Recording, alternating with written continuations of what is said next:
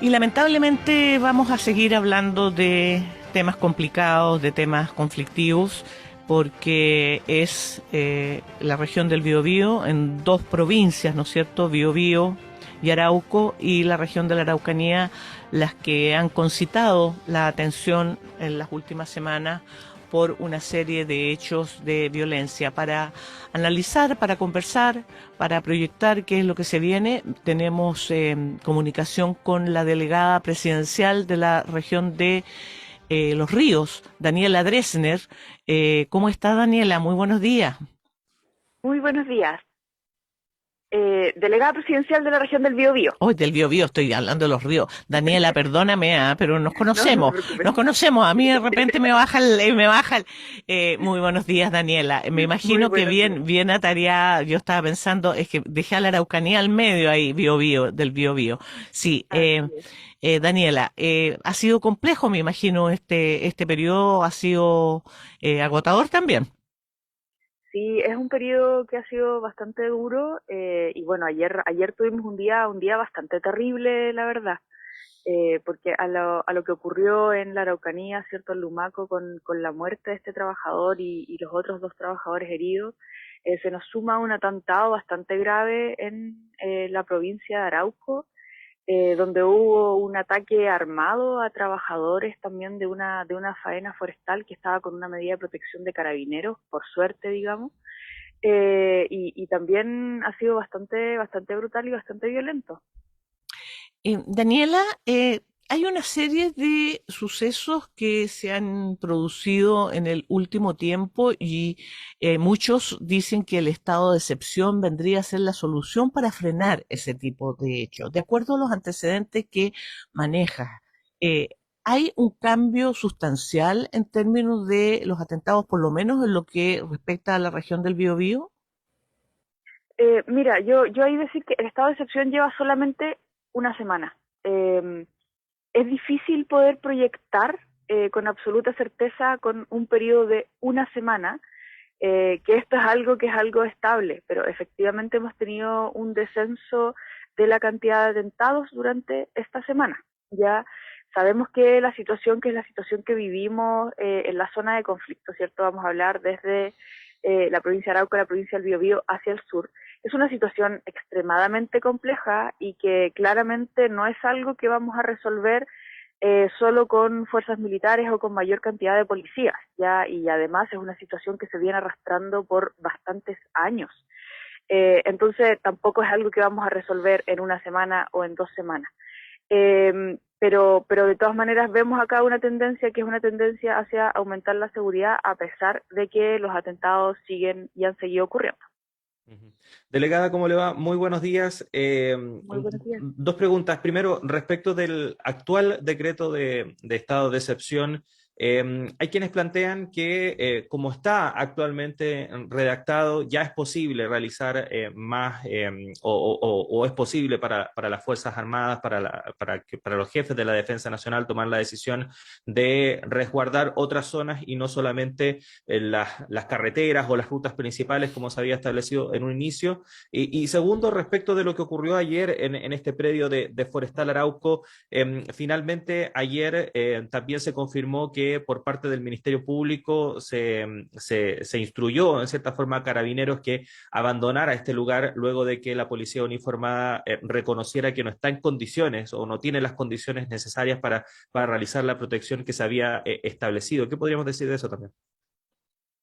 Ya, mira, respecto de lo primero, la instrucción que es la instrucción que se ha dado desde el Ministerio del Interior, ¿cierto? Es justamente que las Fuerzas Armadas se aboquen a la protección de las rutas. Esto no es que sea una tarea sencilla o una tarea acotada, como han dicho, ¿cierto? Entre comillas. Es una tarea bastante compleja. Las rutas son muchas rutas, son largas extensiones. Y son efectivamente los lugares que son los lugares estratégicos para el país, ya, y nosotros la verdad es que necesitamos que esté el cuidado en esos espacios para que no vuelvan a ocurrir los problemas que hemos tenido de poder llevar las mercancías esenciales, de poder hablar de suministro, de un montón de cosas. Esto es una medida que es una medida esencial. Pero eso no quiere decir que esa sea la única medida y que sean solo quienes están de las Fuerzas Armadas quienes están protegiendo la zona. Lo ha dicho la ministra, lo hemos dicho otras veces, esto es un trabajo que es un trabajo coordinado con las fuerzas que son las fuerzas de Carabineros, la fuerza también de Policía de Investigaciones para poder levantar los datos donde existen estos hechos que son los atentados, y eso está siendo todo coordinado. En la medida que nosotros podamos tener las rutas protegidas, que son estratégicas, con las Fuerzas Armadas, ¿cierto?, vamos a poder tener a Carabineros con todo el equipamiento, que es el equipamiento que también le hemos entregado desde que nosotros llegamos al gobierno para que puedan estar en la zona, en los otros lugares que son los otros lugares que necesitan cuidado. Y hay que recordar que las fuerzas que son las fuerzas que están capacitadas para la seguridad pública son Carabineros, ¿ya? Y por eso que nos interesa que estén Carabineros dentro de estas zonas a los interiores y pudiendo ayudar a llegar a los lugares que sean los lugares donde se produzcan los conflictos. Ya, eso respecto de lo primero. Respecto de lo segundo, decir que la medida que es la medida de protección no se ha levantado. Ya, lo que sí se ha pedido de Carabineros es que a la Fiscalía, ¿cierto?, es que esa medida de protección se aumente. ¿Y se aumente por qué? Porque las capacidades de seguridad que le entrega la medida de protección actual no es suficiente para el ataque, que es el ataque que han estado sufriendo. Delegada, pero eso, disculpe que la interrumpa, pero solamente para dejarlo bien claro, por lo que ayer algunos medios de comunicación decían que esta medida de protección se había levantado. ¿Eso no es así? No, yo estuve hablando ayer durante todo el día con el general de Carabineros de acá, de la zona, y también el general de la macrozona, y esa medida no se ha levantado. Pero, insisto, lo que se ha pedido es que se aumente, porque se necesita mayor protección para los carabineros que están ahí, ¿cierto?, que no tienen la protección adecuada para el ataque, que es el ataque que han estado sufriendo, pero también para los trabajadores, que en el caso de ayer, del atentado de ayer, habían trabajadores en el lugar, ya, y trabajadores que se vieron involucrados también en disparos y cosas de situaciones de alto peligro, ya. Entonces nosotros tenemos la obligación, y Carabineros también, ¿cierto?, de poder proteger a la gente, a los trabajadores y a los mismos carabineros que están en la zona, y para eso se necesita una medida de seguridad que sea un poquito más grande. Daniela, se ha dicho repetidamente de parte del gobierno que la militarización y la instalación, ¿no es cierto?, de estados de excepción no va a solucionar el problema que hay en la zona sur con el pueblo mapuche. Se ha hablado mucho de diálogo. Y uno, la verdad es que al mirar las informaciones, lo normal y lo constante es justamente que se dé cuenta de hechos de la naturaleza de la que estamos comentando. ¿Está paralelamente funcionando algún tipo de diálogo? ¿Quiénes están participando en esos diálogos? Bueno, nosotros lo hemos dicho bastantes veces, que esto no puede ser una medida exclusivamente de un estado de emergencia, porque además esto ya se ha hecho antes, o sea, lo vimos durante el gobierno del presidente Piñera, y esto no sirvió para resolver el conflicto, solo sirvió para que el conflicto aumentara.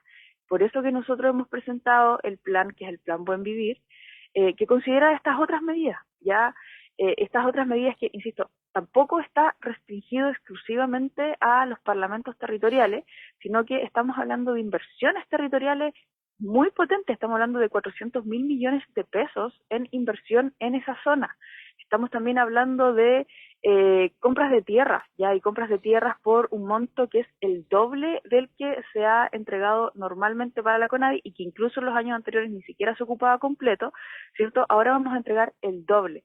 Y además estamos hablando de los parlamentos territoriales, y aquí nosotros hemos dicho, y lo hemos dicho varias veces, que necesitamos la ayuda, y es lo que hemos pedido, que es la ayuda de las Naciones Unidas para generar estos parlamentos, porque estos parlamentos tienen que tener condiciones que son condiciones también establecidas. Recordar que se han hecho muchos intentos de hablar con las comunidades, ¿cierto?, con los pueblos originarios antes, y que la verdad es que no han tenido buenos resultados. Nosotros ahora lo que queremos, lo que nos gustaría lograr es traer un ente externo que nos ayude también con la forma en que estos parlamentos logren llegar a buenos resultados, ¿ya? Y eso es algo que también hemos dicho, los parlamentos específicamente, que va a empezar en julio. Pero las otras medidas, que son las medidas de las inversiones y que son las medidas de la recuperación de tierras, esas son medidas que ya están en curso, que los montos ya se están poniendo a disposición, que los distintos ministerios están trabajando, porque además lo que tenemos en los territorios son extremadas necesidades. Hay un abandono que es un abandono del Estado que lleva muchísimos años y del cual tenemos que hacernos cargo con absoluta velocidad. Ujú. Delegada, ¿cómo se está incorporando a las empresas forestales en estos diálogos? Porque sabemos que dentro de las reivindicaciones está el tema de la tierra y en ese sentido el actor principal, podríamos decir, son precisamente estas empresas. De qué forma se pueden incorporar o si es que ya se han incorporado, de qué forma se está viendo este tema con ellos? Mira, aquí nosotros siempre lo hemos dicho, nosotros cuando hablamos de diálogo transversal. Vamos a conversar y estamos conversando con todos los actores que son los actores del territorio importante. Los diálogos que son estos parlamentos territoriales, ¿cierto?, están enfocados directamente a las comunidades, pero eso no quiere decir que no estemos dialogando con las otras entidades. Y los temas de tierras, que también ahí se mezclaron un poco, los temas de tierras son la forma de tierras que es la forma institucional de compra de tierras, que es a través de la CONADI, ¿ya? La CONADI tiene un sistema de compra de tierras. Si los predios son predios forestales o son predios privados, existe una negociación respecto de la compra de esa tierra y que se hace con los fondos que son los fondos del Estado, ¿ya? Y así es como se ha avanzado anteriormente y como pensamos que tenemos que avanzar durante este año, pero durante este año de manera acelerada a lo que se ha realizado en ocasiones anteriores. O sea, tenemos que avanzar mucho más rápido porque lo que tenemos, que es la situación que tenemos hasta ahora de las compras de tierra, es que está básicamente congelada, ya que existen muchas peticiones pero que no han avanzado en absolutamente nada y que las compras reales de tierras que se han producido en los últimos años son súper pocas. A propósito de la compra de tierra, además de la compra de tierra, porque también se ha hablado que muchas veces los predios que se compran tampoco tienen las condiciones ni las comunidades a las que se les entregan están, ¿no es cierto?, preparadas para hacer de esas tierras algún tipo de herramienta productiva. Además de la compra de tierra, ¿se tiene contemplado otro tipo de apoyos para que las comunidades puedan efectivamente hacer uso de esos territorios? Sí, efectivamente esa es parte de las cosas que son las cosas que nos han levantado, y yo creo que son necesidades que también están muy de la mano del resultado de los parlamentos territoriales. La idea de estos parlamentos territoriales es poder levantar justamente cuáles son las necesidades más sentidas. No las obvias, digamos. Estamos hablando de que hay comunidades que no tienen caminos para llegar, que no tienen agua, que no tienen conexión a la luz, ¿ya? Esas son cosas que vamos a ver con la inversión territorial, que es la inversión territorial que ya está en curso, ¿sí? Pero hay otras cosas que las comunidades necesitan, que las comunidades quieren, y que son parte de lo que vamos a levantar con los parlamentos territoriales justamente. Entonces ahí yo creo efectivamente que algunas de esas cosas son lo que tiene que ver con herramientas, lo que tiene que ver con capacitaciones específicas para el trabajo de las tierras, y también aquí hay una conversación respecto de qué tipos de tierras, ya qué tipo de tierras, pero Sí. con las compras de la CONADI básicamente lo que se hace es que se inscribe cuáles son las necesidades de tierra y cuáles son los predios disponibles, y ahí se negocia. Ya entonces también hay una negociación que es una negociación en la que están las partes, las distintas partes, y por lo tanto cuando se compra finalmente la tierra, y además aquí como mencionar que la forma que nosotros vamos a priorizar de compra de tierra es la forma comunitaria, no la forma familiar, que es la forma que se estaba priorizando en el gobierno anterior, sino que justamente que sean las comunidades en su conjunto las que puedan acceder a las tierras y puedan mantener también esta vida de comunidad. Estamos conversando con la delegada presidencial regional del Biobío, Daniela Dresner, a propósito de lo que ha ocurrido allá en el sur de nuestro país durante las últimas jornadas. Quiero llevarla a otro tema, delegada, porque efectivamente este no es el único asunto importante que se está viendo ahí en la zona. Partimos por esto, por el impacto que generó lo ocurrido ayer con la muerte de este trabajador y también con este ataque ahí en la zona de Arauco, pero también estamos muy preocupados respecto de qué ocurre en torno a este conflicto con los trabajadores subcontratados de ENAP. Durante estos días han habido acercamientos entre estos trabajadores, también con la delegación presidencial, en los cuales, por lo menos desde el lado de los subcontratados, se han mostrado bastante conformes con estos diálogos. Si nos podría contar cómo ha avanzado esa negociación y cómo también califica estos acercamientos que se han dado con los trabajadores. Sí, yo me gustaría decir que la verdad es que la comunicación con los trabajadores desde el gobierno ha ocurrido desde el inicio del conflicto. Ya nosotros acá en la región del Biobío hemos tenido a la Seremi del Trabajo y a la Seremi de Energía en comunicación todo el tiempo. Y también intentando facilitar el diálogo, ¿cierto? Y facilitar la llegada a un acuerdo. Aquí hay que aclarar, sí, que este acuerdo es un acuerdo que tienen que llegar entre los trabajadores y las empresas subcontratadas, ya que son quienes los tienen justamente contratados. Y eso no ha sido algo que ha sido demasiado sencillo, ya. Hay un rol también que podría cumplir la empresa ENAP, ¿cierto?, que es la empresa mandante, y que no lo ha estado cumpliendo tampoco. Entonces eso hace que ha sido aún más difícil el poder llegar a un acuerdo. Nosotros hemos mantenido la comunicación con los trabajadores todo el tiempo, y desde el gobierno también, no solo desde la región del Biobío, desde el gobierno, desde el Ministerio del Trabajo, desde el Ministerio de Energía, se ha intentado ayudar a que se acerquen las posiciones. Ya no ha sido muy sencillo, y aún hasta el día de hoy no existe un acuerdo, ya, pero nosotros, como siempre hemos dicho, para nosotros el diálogo es lo esencial, y poder resolver los conflictos de esa manera es lo esencial. Y por eso que hemos puesto todos los esfuerzos, que son los esfuerzos del gobierno, para lograr que se llegue a un acuerdo. Daniela, ENAP efectivamente no tiene contratado a estos trabajadores, pero es la empresa mandante, y cuando uno escucha a los dirigentes de los trabajadores, justamente a donde interpelan es a los directivos de ENAP. ¿Ha habido disposición de parte de la empresa de alguna manera para interceder o influir? Porque todos quienes hemos estado en este mundo sabemos que la empresa mandante sí tiene la capacidad de influir en la empresa contratista. Pregunto esto porque ha habido recién un nombramiento, ¿no es cierto?, de nuevos miembros del directorio de ENAP. ¿Podría eso significar a lo mejor una disposición distinta de ENAP para participar en este conflicto? Nosotros estamos esperando que eso sea de esa manera. Estábamos, la verdad, esperando que ocurrieran estos nombramientos, justamente porque la posición, que es la posición que ha tenido la empresa mandante, ha sido bastante errática y de alguna forma no ha ayudado a la resolución de este conflicto. Así que estamos esperando que en estos días podamos tener también una mejor disposición de la empresa mandante también a ayudar a que este conflicto se resuelva.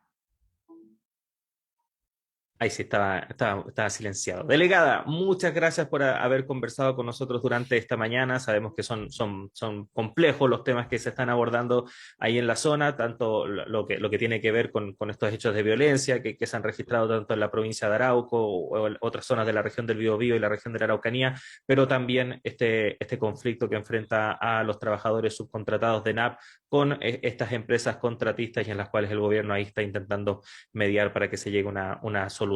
Muchas gracias, delegada, que tenga un buen día. Muchas gracias a ustedes, buen día también. Buenos días y buenas vibras para que todo funcione. Ahí está Juanita, la delegada presidencial. Daniela Dresner, compleja la labor le tocó, que está ahí, sí, le tocó una región difícil, difícil porque, bueno, lo del conflicto, ¿no es cierto?, de la macrozona sur del Gualmapu no era nada nuevo y se sabía, pero por ejemplo, este conflicto con los trabajadores de ENAP, que ya se prolonga, Claudio, por más de 3 semanas. La verdad es que volvemos de nuevo a lo que decíamos al principio. De repente los conflictos son noticia, tienen un pic y después quedan olvidados, pero las personas afectadas siguen ahí esperando que se resuelvan sus problemas. El conflicto con los trabajadores subcontratistas de ENAP sigue pendiente. Así es, vamos a estar muy pendientes también respecto de lo que está pasando ahí en la región del Biobío. 7 de la mañana con 59 minutos, Juanita, hacemos una pausa en esta primera edición de Radio Análisis. Al regreso llega nuestro director Patricio López con más informaciones. Recuerden que este programa se extiende hasta las 10 de la mañana, así que queda harto todavía por delante. Nosotros, Juanita, nos reencontramos mañana. Un abrazo, que estés bien. Muy buenos días, hasta mañana.